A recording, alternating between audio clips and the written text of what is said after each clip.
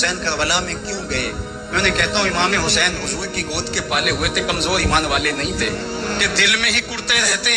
اور ظلم کو اور جبر کو اور زیادتی کو اور ناانصافی کو ہاتھ اور زبان سے نہ روکتے۔ حضرت امام حسین کے خطبے دیکھ لیجئے، قدم قدم پہ خطبے دیے۔ آپ نے فرمایا